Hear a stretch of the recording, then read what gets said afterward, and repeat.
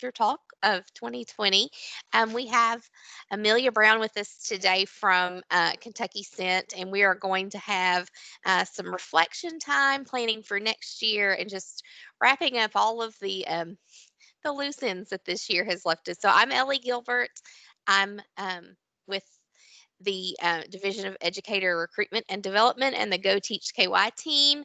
And we are here to kind of host and um, bring you guys along in the conversation. But I'm going to go ahead and turn it over to Amelia. And I just think you guys are really going to enjoy all of. I had a chance to preview this today, and I think no matter where you are in your career, this is a really good opportunity for us to look back over this semester. So take it away. All right. So Ellie does have some norms here for us for our session today. We want to assume positive intentions from everyone. I would love for everyone to engage in the conversation we're having today. We do prefer that everyone keep their mics muted, but there might be some times throughout our time this afternoon that I'll prefer that one at a time we just unmute ourselves if there's something that you have to add to the conversation. And I'll let you know when it would be a good time for us to do that. Certainly use the chat box for any questions that you have and technical issues. I am sure that Ellie and Meredith are going to be on that for you. So right now, if in the chat box, you could go ahead and just introduce yourselves with your name, what school district you're with, what is your role there. And one thing that's not on this list here that you see is I'm really curious to know how many new teachers that are with us today.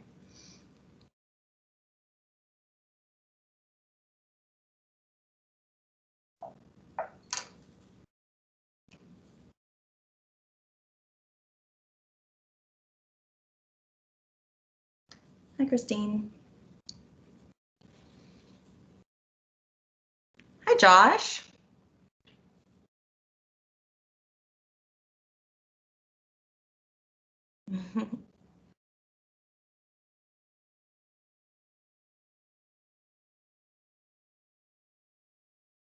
And if we don't have new teachers with us today, then please keep in the back of your mind that I want you to take all of this that we talk about, and I want you to share it with those new teachers that you do know.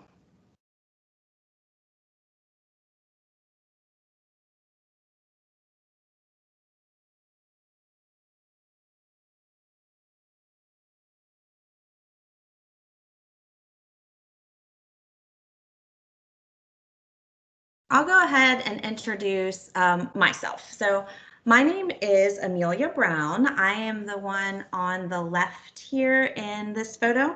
I'm the literacy consultant with the Northern Kentucky Cooperative for Educational Services. And what I do there is I support teachers, schools, and districts in all things literacy. I also lead the Regional New Teacher Academy there, which is one of a big passion of mine. Now, to my right in this photo is my dear, dear friend, Miss Dana Thomas. Dana is an instructional coach for the Marion County School District. And normally, Dana would be my partner for today's session, but true to the 2020 vibe, she has had something crazy come up, and she wasn't able to be here with us today. Dana and I run KY Scent. So which stands for Kentucky Supporting and Elevating New Teachers. Dana and I started this as a grassroots initiative several years ago in the wake of the disappearance of KTIP. We were worried for new teachers. We were concerned about them, and we wanted nothing more than for new teachers in Kentucky to feel supported and elevated. So I'd like to, before we really get started today, I'd like to give you a brief peek at our website so that you know what's there and hopefully share it with new teachers that you know. So I'm just going to head there now to the website. So one way that we like to elevate new teachers is by highlighting them periodically as what we call a KY Scent Sparkler. So right here on the homepage, you can see that we're highlighting the past couple weeks, Miss Shayna Berry. She's from the Perry County School District. And the way that that we find out about these amazing new teachers is through a nomination form. So up here on our home tab, you would just go to the tab for KY Scent Sparklers. And one of the first things you're going to see is a nomination button. So if you know a new teacher in your school or in your district that is rocking it out this year, they could be a second year or a third year teacher also.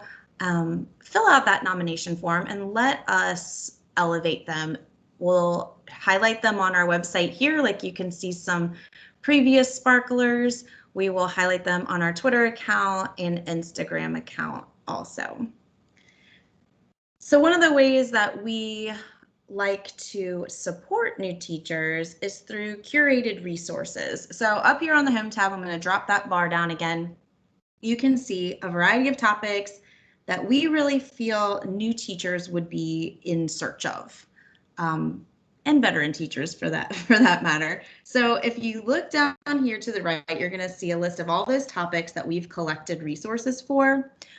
For example, non-traditional instruction is a popular one right now, of course. So if we click there, you're going to see a variety of materials, resources, ideas that we've just curated in hopes that it will support a new teacher's journey. And we update this weekly, check links and things like that so that it is always current for you. So it's a bit.ly link, bit.ly/KYScent is all that is. And you can also follow us on Twitter. I've got our handle there at KY_scent, and that's the same handle that you'll find us on Instagram. Okay, so this is a session all about reflection. So that's what I want to really start with, is our own time for that. It's very often that we just don't have time to do anything. So you've devoted time for the next hour to learn together with us. So let's build in some quiet time for you to just reflect. So I'd like you to go ahead and just grab a piece of scratch paper, nothing fancy, just whatever you have close by, and a pencil or a pen. And I'm going to go ahead and set a timer for 5 minutes. And I would like you to just take advantage of this time that you've allocated for yourself here and jot down at least 3 reflections that you have regarding this school year. And that can be a success. It can be some challenges. It can be some aha moments that you have encountered. So go ahead and just reflect at least 3 things from this school year, and I'll set this timer.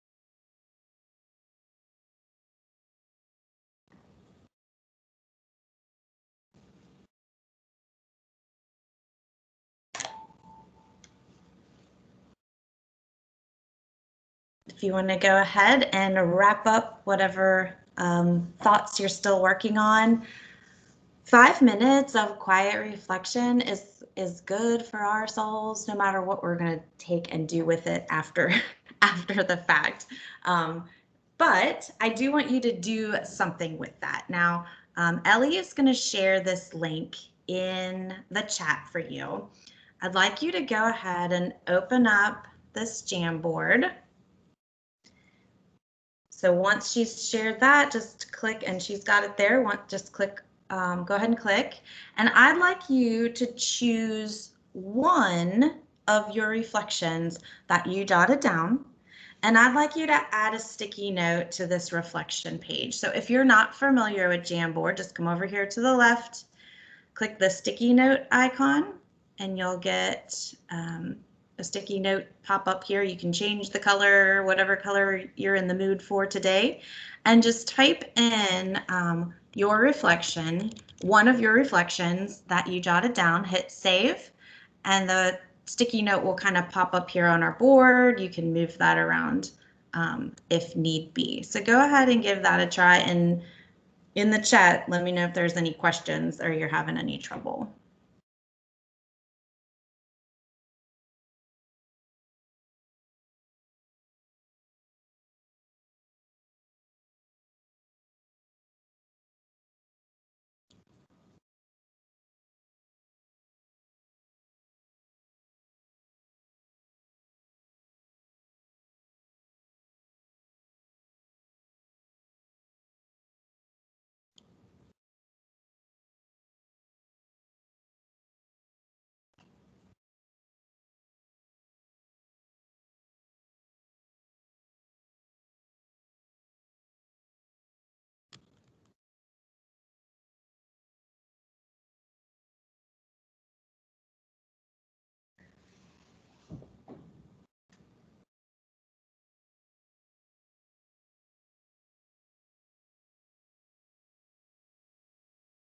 Still got a couple people joining the Jamboard, so we're going to give you guys time to share at least one of your reflections that you jotted down.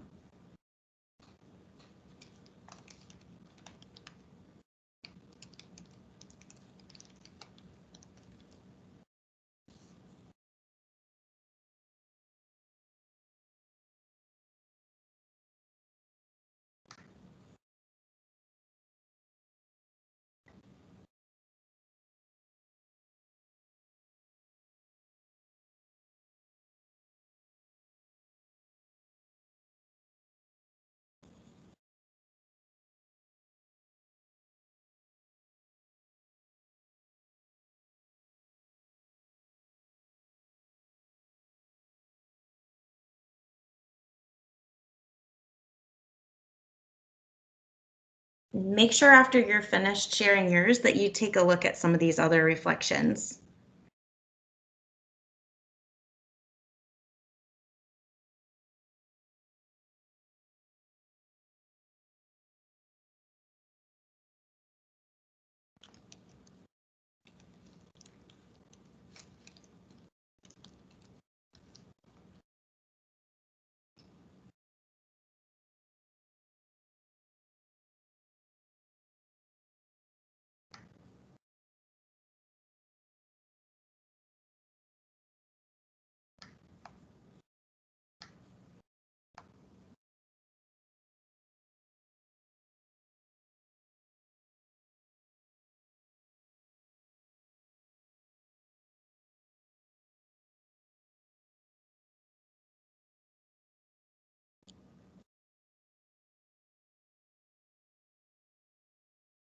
I don't know about you guys, but I'm really enjoying enjoying reading some of these reflections you guys are sharing.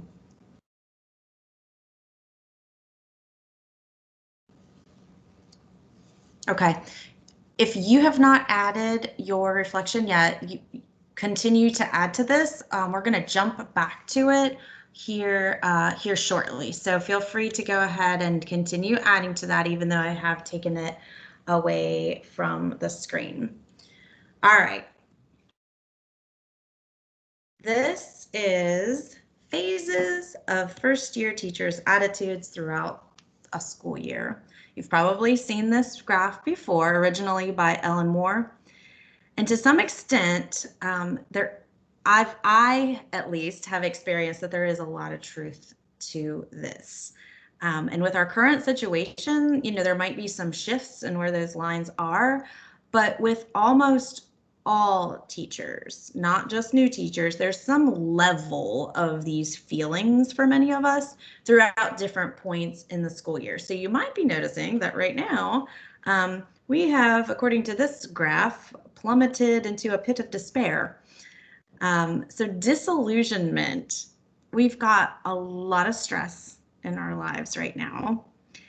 We are exhausted. If you say you are not exhausted, then I need some of whatever you have. This is a time when there's a lot of illness going around, and that's regardless of COVID, right? This is a time of year when, the flu bugs going around and other things are happening, and all of these stresses that are pounding down on us, that can affect our health also. So all these responsibilities coming to a head right now. This is often the time when report cards are due and parent-teacher conferences are happening. And this year we're trying to figure out how is all that going to happen. For our first-year teachers, teacher evaluations are looming, and that can be stressful. Classroom management can be rearing its head at this time, and all of this is really discouraging. So that's where this dip comes from at this time of year. So to me, that makes it a really, really good time for us to reflect. So I want to go through 4 questions that we can ask ourselves when we sit down to reflect on our practice. And the first one is, what has gone well so far? I was reading your reflections on the Jamboard, and actually I'm just going to go back to it right now. There are so many positive reflections here. So you guys do not have a problem in this area, it seems, when I'm saying ask yourself first, what has gone well? We've got a lot of really positive successes being reflected on here. You've got a better handle of virtually doing assessments. PLCs have been great. I love that. Shared reading is still inspiring your students, even though you're virtual. You've seen a lot of positive growth in yourself. Amazing innovation. Yes, this has been a time of incredible innovation that hopefully we take with us, right, into the next school year and beyond. So you guys have that. Starting with the positive, because too often, and I see this a lot in our new teachers, is that when we're reflecting on our work, we start with what went wrong as opposed to what went right. And I'm just a big advocate for always starting with the strengths. Doesn't mean we neglect our weaknesses, of course, but just starting in that positive place. And what we have to do too is when we ask what went well, we also have to ensure that we try to ask ourselves, why did it go so well? And then take those lessons and apply them to other places that we do need to grow, which leads to question 2. So the next question I would recommend asking yourself is, in what area do I want to grow? And there are countless, infinite different areas of growth when it comes to being an educator. So I am just going to share a few different areas that might spark an idea for you Or again, like I said, I want you to share this with every new teacher you know, and it might spark some ideas for them to focus in on what areas they want to grow in. So one area, of course, which is really high on a lot of people's list this year is tech skills. Do you need to grow in an area regarding technology? You could consider becoming Google certified. You could look for a technology conference. A lot of those are virtual now. Like I've got FETC here. That one's all virtual. It's coming up in January. Or we've got here in Kentucky, we've got KISTI. I know they've canceled their conference for this year, but it's definitely something to keep your eye on when it comes to wanting to grow in the area of technology. It would be a good resource.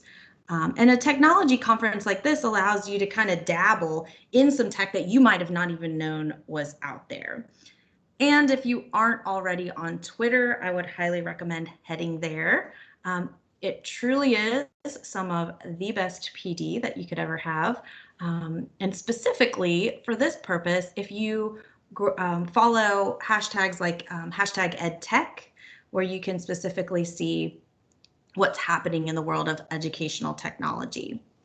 And what I've done here is all of this is clickable. So I've got links to help you with each of these areas that I've mentioned. So when you get your PDF of this slide deck, you're going to be able to kind of dive in more to each of these things. So technology skills is one area. A big one for new teachers might be classroom management. My first recommendation when it comes to classroom management is observing other teachers. There might be things that you learn by observing another teacher that you didn't even know you were looking for. A really good practice. Doing a book study. There are so many stellar books out there on the subject of classroom management. So I've just highlighted a couple of my favorites here. I've got Discipline and Better Than Carrots or Sticks are a couple of my personal recommendations. There is a lot out there. Or you could take a course to grow in the area of classroom management. I do know that the IRIS Center has a course in classroom management. They've got a ton of free modules. They've got case studies on there. They've got videos. They've got resource libraries and directories. So something like that might help you grow in this area also. And as far as the IRIS Center goes, when you do come to that link, you would want to head to the Behavior and Classroom Management tab on their modules site. So you might want to grow in the area of organization. Maybe you would benefit from really taking some time to organize your Google Drive. I know that is not just for new teachers. There's so many different ways to organize folders and categories and to color code your Google Drive that can really make your life a lot easier. Maybe you want to grow by learning a little bit more about how to use that Google Calendar or whatever digital calendar that you prefer to kind of help streamline your life. And this is another thing that in our virtual remote world has become something that a lot of people have started learning more about. Maybe you want to find a note-taking app that you like and practice using that. I am in love with Google Keep. If you're not familiar with it, again, all of this is linked so that you'll be able to learn more about it. Just take some time and think deeply about your classroom layout and the organization of your physical materials. And this is a tough one right now, of course, because proper protocol is ever changing. But whatever your classroom looks like right now for organization, whether it's more of the things on the left and it's virtual, or the physical classroom, which right now is a socially distanced classroom, it's still an area that there's a lot of help for out there. And I do have that linked to a good resource in that area. Okay, another area that came to my mind as far as areas that we could potentially need to grow in as a teacher. Sorry, am I making everybody dizzy? and I don't know why it keeps taking me to my links instead of, there we go, is in the area of mindset. So maybe this is a time for you where you just feel the need to adjust. And again, this is not just new teachers. This could be a time in that pit, during the winter where we might be feeling a little bit of disillusionment, where we do need to change our mindset. And your mindset has a really powerful impact on how much you are going to grow as an educator. If you are in the right frame of mind, you have a better opportunity for growth. So perhaps you could read a professional read. I did list Angela Watson's Unshakable here. I do like that one. That's, I think, 20 Ways to Enjoy Teaching Every Day, No Matter What is her subtitle there. I do have Go Teach KY's New Teacher Work Network listed here. That would be a wonderful starting place. And consider practicing some mindfulness practices. And that's both at home and at school.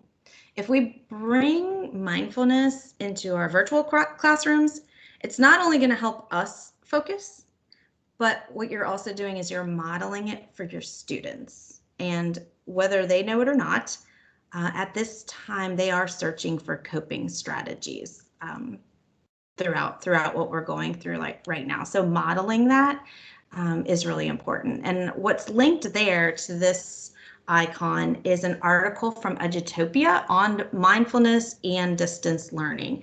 And it's really, this specific link is a real goldmine of clickable resources on this topic.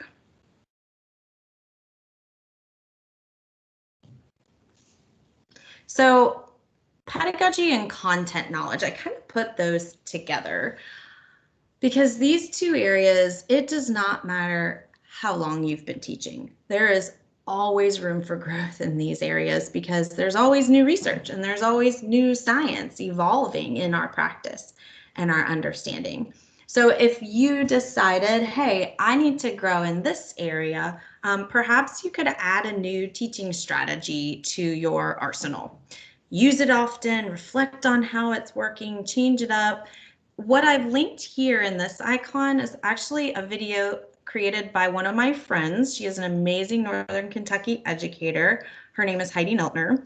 And she made this video to show ideas for modifying Kagan structures for a virtual or socially distanced environment. Love it. Check it out.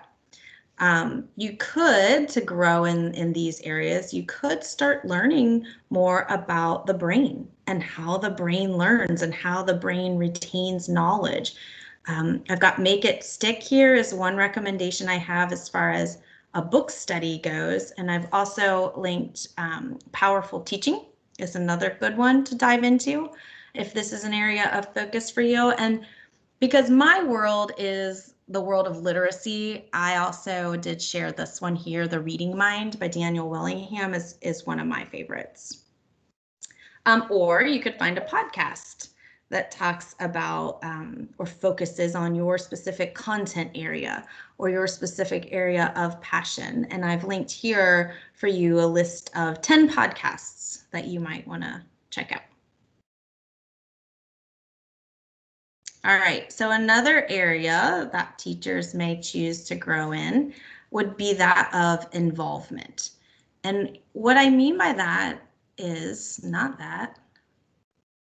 I have so many links in here, guys. I'm just jumping all over the place. So when I say involvement, what I mean is involvement in our profession. So perhaps you could join a professional organization and get involved. And if you aren't a member of a professional organization right now, I highly recommend it. So what I've linked here is a list of Kentucky organizations that support a variety of areas in education. And there's something there for everyone, really, truly there is. But there's also a lot of national and international organizations that can offer really incredible perspectives. For example, I'm a member of the International Literacy Association, and I have grown in so many ways through engagement and involvement with them. Not just being a member, but being involved. Angela, Pritchard Committee, that's an excellent recommendation. So another way to grow in this area of involvement would be to just learn more about your legislators. Talk to them, find out what their level of support is in education. So I have linked here the site where if this is something you're just not familiar with, where you can go and learn who those folks are, you can read bios on them and find their contact information. Or this last picture here is a picture of, that's a session that I led just yesterday, and somebody had taken that photo as an example of leading your own professional development. So that is a really great way to get involved and grow in that area. Not only are you leading in your school or perhaps in your district, but one of the best ways to learn more about your practice or learn more about your content is to teach others about it. And you could start small with that by becoming more active in your PLC or leading PD to your colleagues just in your building, or submitting a proposal to share at your district's PD conference. All of these things are happening virtually right now, so there's a lot of different platforms and ways that could look. It could even be writing a piece that you submit to your district's blog or website or the local paper. Okay, so again, there are infinite ways to grow as a teacher. I just wanted to highlight a few to hopefully spur some thoughts, some ideas, some pathways that you might want to take. Again, share it with your new teachers if it might help them, or any of the clickable resources in here might help them. Yes, Jocelyn, National Board. National Board is another organization to definitely consider getting involved in. And also she says they're in the process of inviting their legislators to attend virtual classes. Love it. When it comes to these areas though, what I recommend is not picking several spaces that you want to improve on, but just picking one. At the most two, but think about ways that you can just choose one and perhaps adjust it, or build upon it. If you tried to focus on every weakness that you had, none of your deficit areas would have any chance for improvement. So find a point of emphasis and build on that is my recommendation. Awesome, Angela. Love that. Okay, so we've had two questions so far to kind of ask ourselves. What has gone well so far, and in what areas do I want to grow? So a third question that I recommend is there a way I can challenge myself?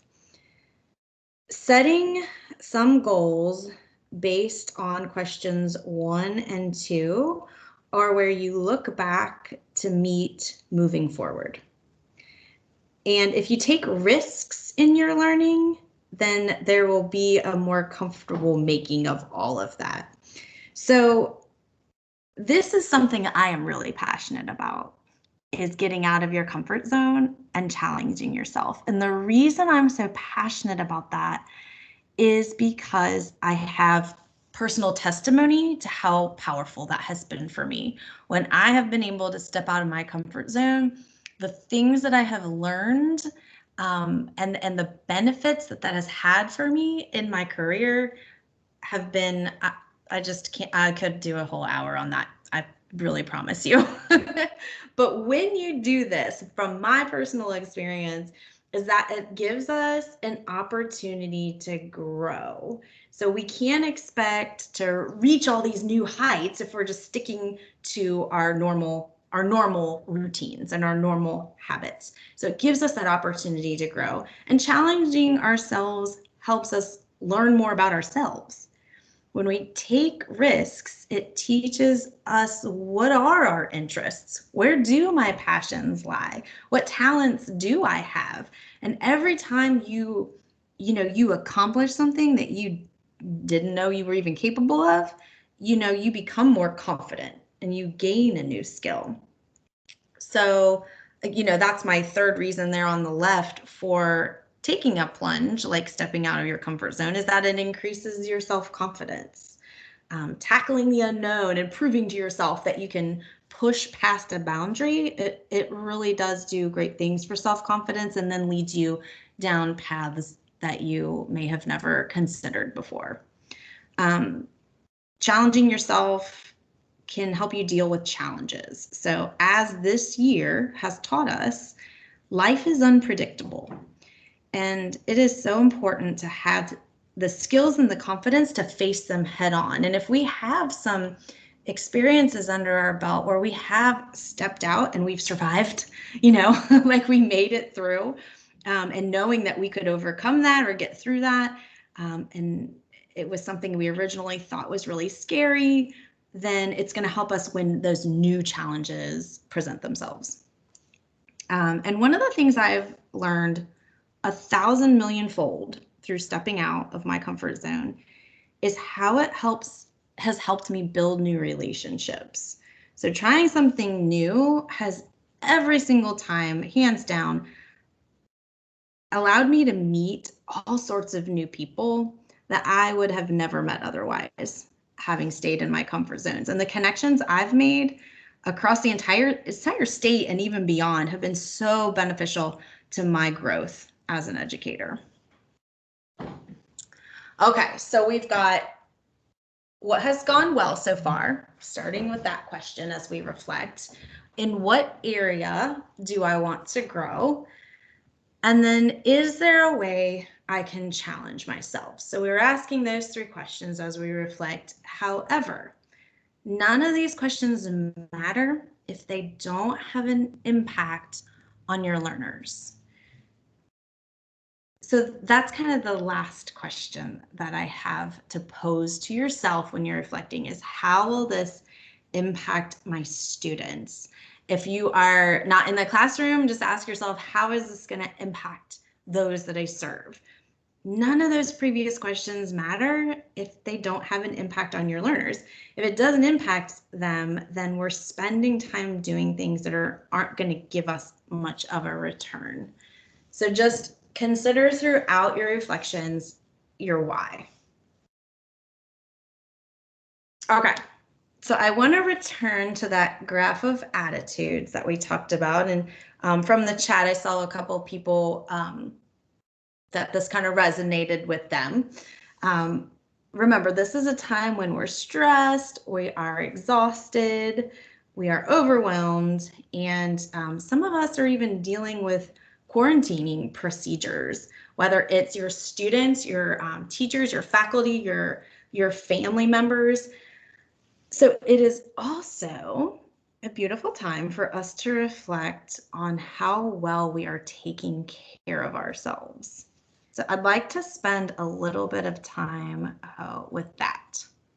Yes, Angela, you're including yourself. I love that. All right, so I want to talk about some domains of self-care because, again, all of this is a good reason to reflect on our pedagogy and our practice, but also a really good reason to take care of ourselves and reflect on how well that we're doing with that. So there's several domains when it comes to self-care. So I want to kind of go through 6 of those domains and give you an opportunity to assess yourself in those areas.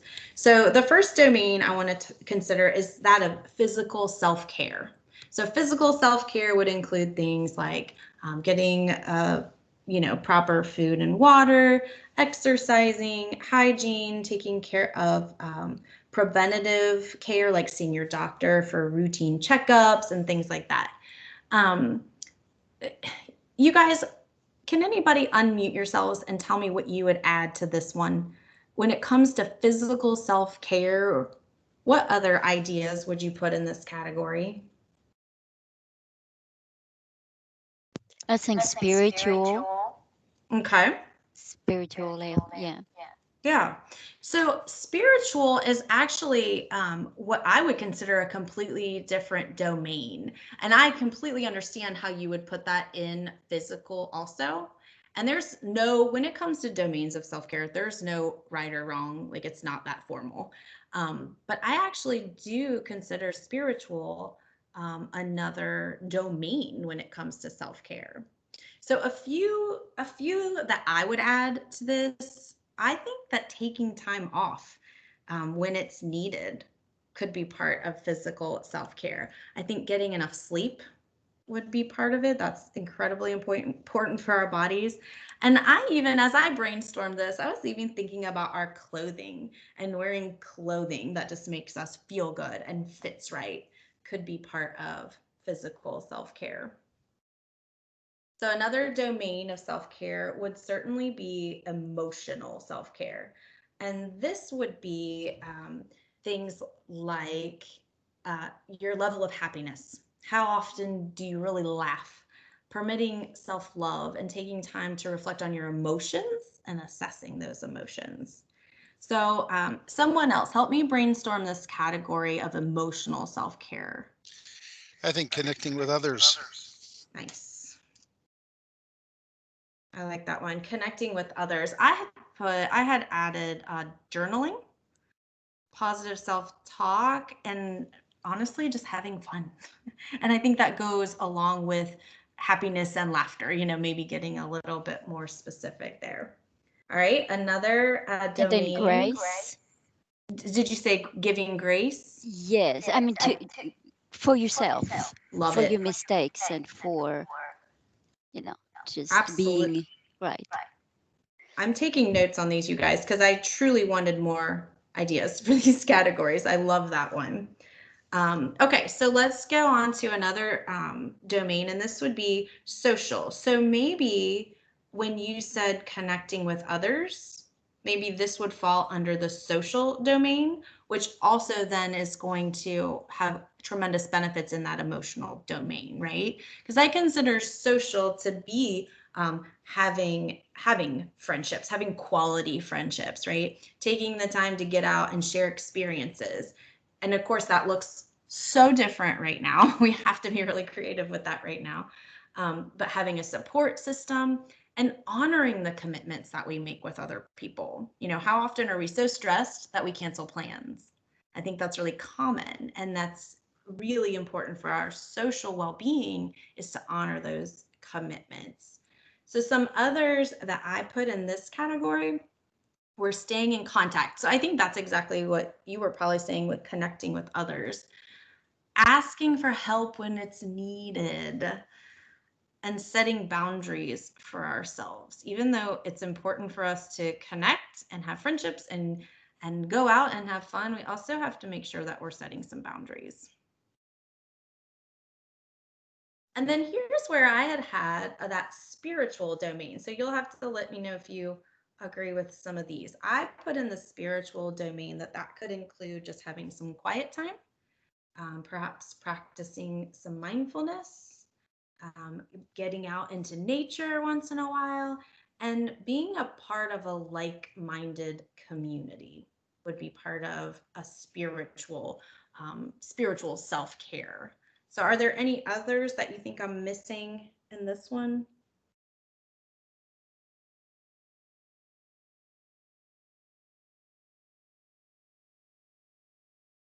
When I continued to brainstorm, I put engaging or contributing to causes that you believe in, knowing your purpose and your values, and expressing gratitude. I put that in this one. And then consider an intellectual domain when it comes to self-care. Are you providing yourself an opportunity to enjoy a hobby? Are there things that you're curious about that you take the time to investigate? Do you learn and try new things? So help me out with this one. Would anyone like to add another idea for the intellectual stimulation of our brains?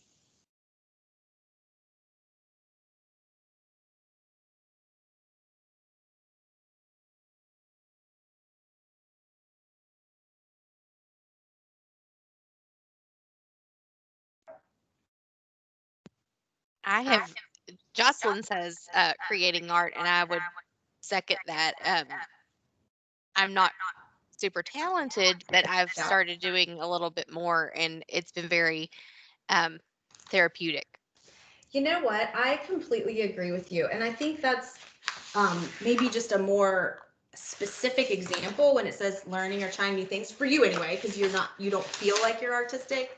And if you hear all my papers rattling here, it's because you just reminded me. I literally have an article sitting here next to me that I have been meaning to read, and it's called How Making Art Helps Your Brain. So Jocelyn is onto something.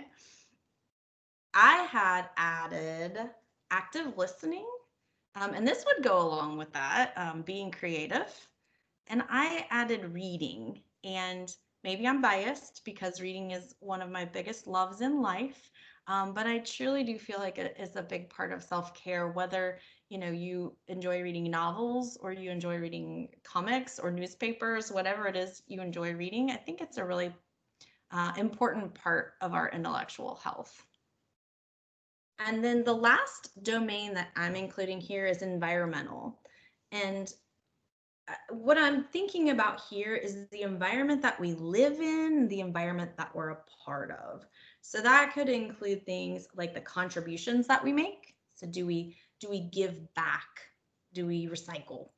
How much screen time are we allowing in our environment? Which is, you have to be really intentional about that these days.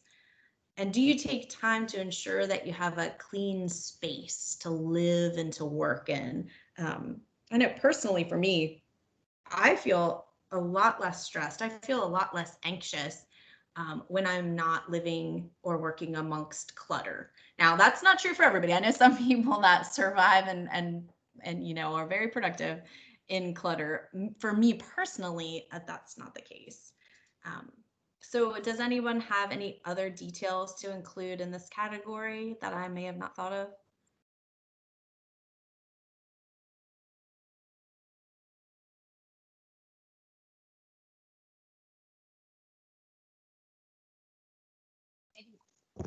I think this is important right now, especially working from home.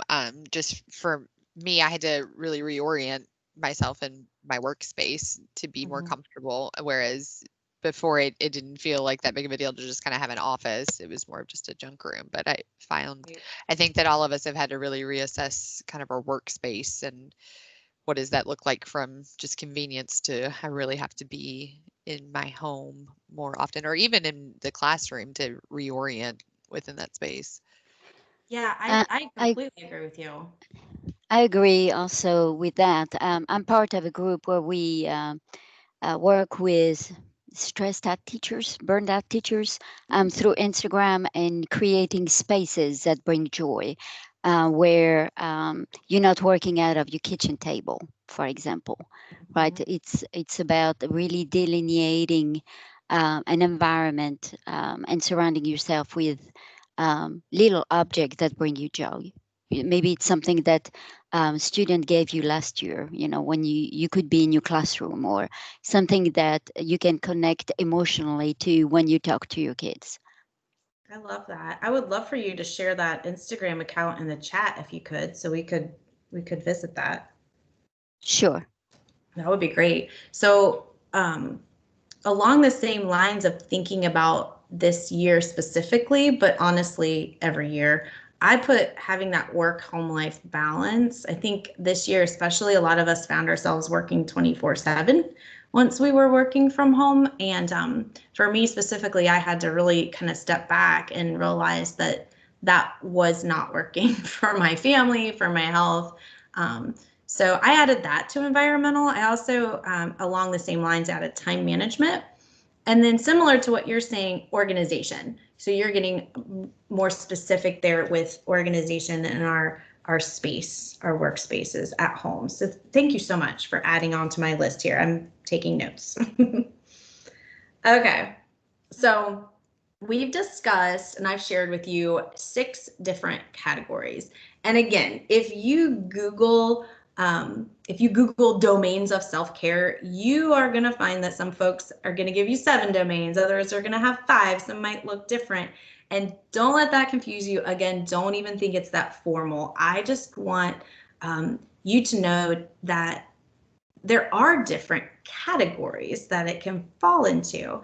And if you even discover other categories that fit your life better, by all means, include that in your plan. So what I have for you, and again, this is all clickable, so click on this, it'll take you straight to this document. This is a template for you to use to assess yourself in these 6 domains. So what I recommend that you do is you literally just list out the activities that you are already doing in each of these domains. So just sit down, make your list for each one. After you create that list, just kind of step back and visually take a look and ask yourself, is there one domain that is just full, right? There's tons of activities listed. Give yourself a pat on the back because that means you're taking pretty good care of yourself in that area. But look for domains that are really lacking. Maybe there's nothing there. Maybe there's just 1 or 2 things there. Maybe when you were trying to think of what activities do I do in this area and it was really difficult, then you know, ding, ding, ding, that is the area you need to start intentionally planning some self-care for. So you could always kind of go back to this list that these examples we just talked about and take some of the ones that others have shared, and maybe those could help you in that area and you could start embedding some of that a little bit more. Okay. So my friend Dana Thomas, who was not able to be here with us today, she wanted to tie reflection into the 5 core propositions. And so she has created a video for you. We're not going to watch that video here today, but you do have access to it in the slide deck. You'll be able to watch that there so you can hear how she ties those 5 core propositions into reflection. Oh, and I accidentally hit it instead. All right, so like I've mentioned, you're going to receive a link to all these slides. I've got the bit.ly there if you wanted to jot it down, but you're going to, Ellie's going to send you that for sure. And it's, again, got tons of links to continue to explore. And then Ellie, I don't know if you want to go ahead and chat about the rest of these bulleted points here. Sure. So we will get everyone who's participated today will get their email link for the reflection so they can get an hour of PD credit. If you want to click to the next slide, this is my big pitch for you guys. So Monday night we're having I said 8:30. It's at 8 o'clock. I don't know why I said 8:30, but it's at 8 o'clock. Who knows? So from 8 to 9, we're going to have our final Twitter chat of the year, and it will be more like a Twitter party. I have a playlist ready for us. I have a Pinterest board full of appetizers and drinks and games that we would be enjoying if we were really together, but we're not. So it'll just be something fun for us. And then I have some questions that are more fun in nature for us to discuss. So I'm really excited about that. Then 2021 has a whole new look really for Teachers Helping Teachers. For at least for January, we're going to have some slow chats on Tuesdays and Thursdays in Twitter, just like one question that we're going to ponder throughout the day. We're also going to push out some podcasts, and they're just fantastic. A lot of our ambassadors have recorded them and some other folks, but it's just very uplifting to remind us why we got into teaching. So that is perfect for that bottom pit of despair that Amelia talked about, that a lot of us are in at this point in the year. So every Wednesday we'll be releasing a new podcast, and then we have just some different opportunities. None of us expected, in March when we started rolling out these Teachers Helping Teachers events, none of us expected to still be at home and still be largely virtual. So we've got some new things planned for next year. So we just really, we've appreciated all of the support. This was, for me personally, a really great session and a good time for me to reflect and think about how things are going to be for me next year. And I just really appreciate everybody showing up today and participating in the conversation. And we hope to see you all Monday night at 8, not 8:30. I don't know. Thank you. Thank you guys so much. Have a great night. Thank you, Amelia. Of course, it's my pleasure.